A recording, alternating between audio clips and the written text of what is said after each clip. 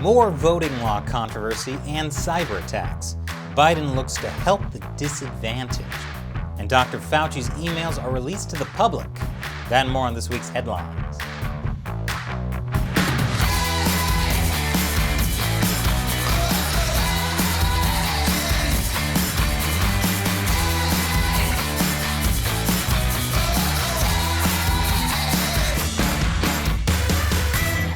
Welcome to America Uncovered. I'm Chris Chappell.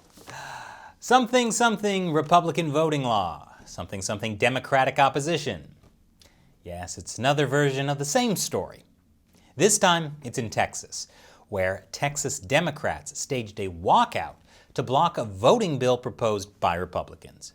Texas Governor Greg Abbott threatened to defund the legislature, saying those who abandon their responsibilities won't be paid. This could set a dangerous precedent. If every politician that didn't properly do their job lost their salary, then no politicians would ever get paid. And then they'd all quit and be replaced by volunteers, motivated to make change as quickly as possible and get out, instead of sticking around for decades to exploit the system and make themselves a fortune. Geez, Governor Abbott, please don't threaten to not pay the Democrats who walked out. It would be awful. Now, if only Abbott could figure out a way to get the Republicans to walk out too. While we're talking about awful hacks, our next story is about JBS, America's top beef producer and second largest pork producer. It was hit with a cyber attack last weekend that shut down its plants until Wednesday afternoon. The White House said this ransomware attack likely originated from a criminal organization based in Russia. It's called ransomware because the victim needs to pay a ransom to get the cyber attack to stop. JBS's facilities were back up and operational quick enough to avoid an increase in meat costs, but the plants did have to temporarily suspend the slaughter of livestock. Given this information, I think the real culprit behind this attack was a criminal organization that wants us to eat more chicken, just not on Sundays. This is the second major cybersecurity attack in the U.S. that disrupted a supply chain, after the Colonial Pipeline hack a few weeks ago that caused massive gas shortages. Until cybersecurity improves, these sort of attacks will keep happening. Hopefully the next supply chains affected will be hair gel, tattoo ink, and pinky rings, causing a national shortage of DJs. Speaking of people spinning things, Vice President Kamala Harris's team is trying to distance her from the perception she's responsible for the crisis at the southern border. Her team says Biden misspoke in March when announcing her role. See, her job was to work on fixing conditions in Central America that lead to the border crisis, not the border crisis itself. Oh, so President Biden, the guy with the nuclear codes, is easily confused and doesn't know what he's talking about. That's a relief. But just so it's clear, we need to stop criticizing Kamala Harris for doing nothing at the border and start praising her for doing nothing in Central America. To be fair to Harris, hoping to succeed by doing nothing while watching something collapse is a sound game plan for her, since that's essentially how she plans on becoming president. More after the break. Welcome back. In an update to the story we covered about California trying to find solutions for their homelessness problem, one idea being considered is using abandoned malls and big box retailers as sites to build housing. This idea certainly doesn't help the perception that California is a post-apocalyptic wasteland when this idea for ending homelessness is literally the plot of Dawn of the Dead. This apocalyptic solution is actually an improvement, though, since California's usual method of dealing with the homeless was literally the plot to Bird Box. Whatever you do, don't look. This proposed solution may face issues, as zoning laws could prevent housing from being built in these locations, but they can get around that by just keeping parts of the building open as a mall. They can open shops that specifically cater to the homeless, like the Wealth Gap, J.C. Penniless, and Sbarro's, because you'd have to be starving to want to eat there. For economically disadvantaged people outside of California, help may come from President Biden, if you're a minority. Biden called for billions of dollars in grants and investments to benefit poor minority communities. It includes spending $31 billion to support minority-owned businesses. Biden said with this policy, poor kids can now be just as bright and wealthy as white kids. I'd like to be the first to congratulate known minority Rachel Dolezal on this windfall. Way to play the long con. This proposal may create racial tension since it would make wearing blackface go from a terrible costume decision to a clever financial strategy. Although someone should tell Justin Trudeau this policy is just for Americans. But Biden is also looking to help the disadvantaged abroad. The U.S. is prepared to share 80 million doses of its unused COVID vaccines internationally. Several countries have requested it, including Pakistan and Afghanistan. If America does decide to send vaccine doses to Pakistan and Afghanistan, it'll be easy, since the U.S. military has a lot of experience flying in and dropping items in those areas. Biden announced on Thursday that 75% of the U.S.'s unused COVID vaccine supply will be donated to the COVAX initiative, which is backed by the WHO. It aims to provide every participating country with enough doses to cover 20% of its population this year. The other 25% of doses will be kept in reserve and shared strategically with allies. U.S. National Security Advisor Jake Sullivan said, "We're not seeking to extract concessions. We're not extorting, we're not imposing conditions the way that other countries who are providing doses are doing." This is a subtle swipe at China, which has been sending out vaccines to many parts of the world already. But China is making countries pay for the vaccines and demanding those countries don't criticize China. The founding director of the Duke Global Health Innovation Center at Duke University said, "We're seeing certainly real-time vaccine diplomacy start to play out, with China in the lead in terms of being able to manufacture vaccines within China and make them available to others." Yes, China was first out of the gate and does way more vaccine diplomacy than the U.S.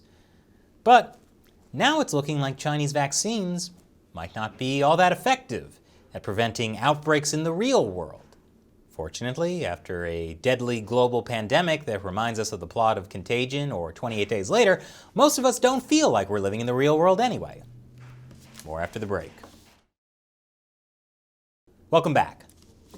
Biden administration lawyers are defending oil and mining projects approved under the Trump administration. These legal filings were done to help improve Biden's relationship with moderate Democrats and Republicans in states whose support Biden needs. So, for those keeping count, Biden has kept many of the same policies as Trump when it comes to oil and mining, the border, building the wall, and even Cuba policies. While some see Biden's slow transformation into Trump as hypocritical, I see it as brilliant. It'll be harder to vote for Trump over Biden in 2024 when you can't tell them apart. Although, according to Trump, you won't even need to vote for him, as he thinks he'll be reinstated as president in August. Well, that is according to Trump, according to a New York Times reporter. And certainly the New York Times is known for their spot-on accuracy when reporting on Trump. Does Trump actually think this will happen? Who knows? There's no evidence that he actually said that. It was just a claim made by one reporter citing anonymous sources. But it's a great excuse for the media to run lots of stories about how Trump has fully lost it. They really miss him. Think of the ratings. If the Trump team does prove that there was massive voter fraud, that doesn't mean he'll just be reinstated. That's not how it works. In fact, no one knows how it would work. But if that does happen, I say we should just hold a recall election. It'll be a total free-for-all, like the one happening later this year in California.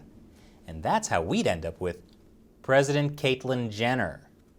Sorry, Vice President Harris. All your hard work doing nothing was for nothing.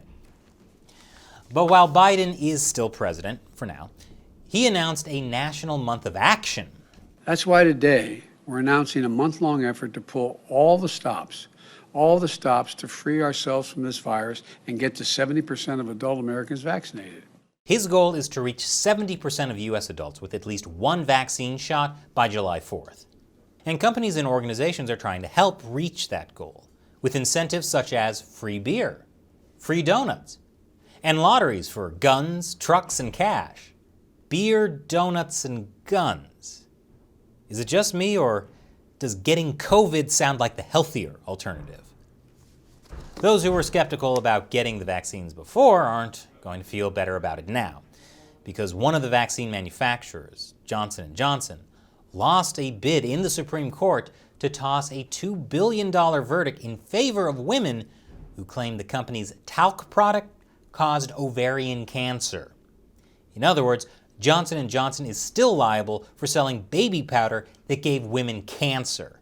Upon hearing this news, Afghanistan and Pakistan said, oh, you know what, on second thought, you can keep those Johnson & Johnson vaccines. I'm just kidding. Leaders in Afghanistan and Pakistan aren't super concerned about the well-being of their women. In a similar story, pharmaceutical company Bayer announced it will review the future of Roundup and other glyphosate-based weed killers because a judge rejected their $2 billion plan to settle future claims alleging the herbicide causes cancer. Wait, they wanted to pay money now to get immunity later? That's pretty shady. That'd be like Andrew Cuomo saying he'll pay $1 million now to settle all future sexual harassment claims. How much more sexual harassment are you planning?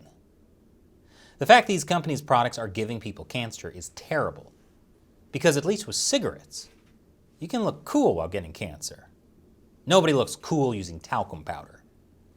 I imagine it won't be long before Mark Zuckerberg is sued for similar reasons. Because after reading posts from everyone I went to high school with, I'm pretty sure Facebook causes brain cancer.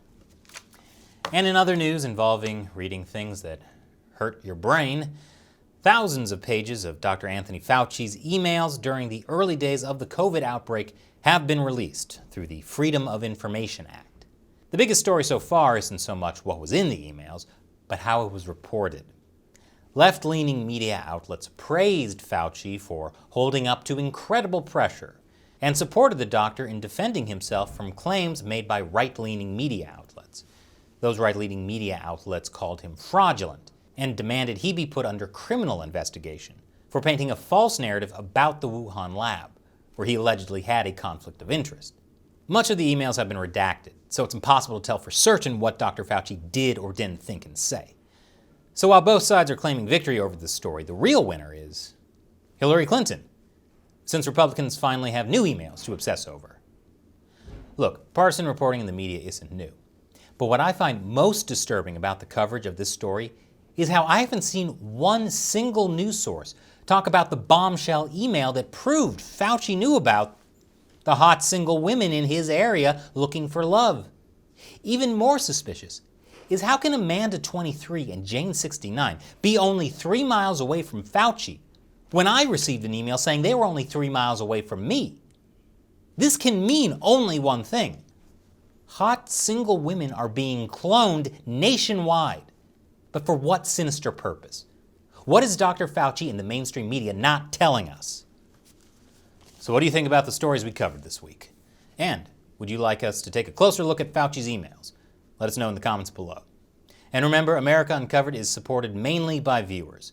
Be sure to visit patreon.com/America Uncovered. Contribute $1 or more per episode. We rely on your support to help us keep making great episodes. Once again, I'm Chris Chappell. Thanks for watching America Uncovered.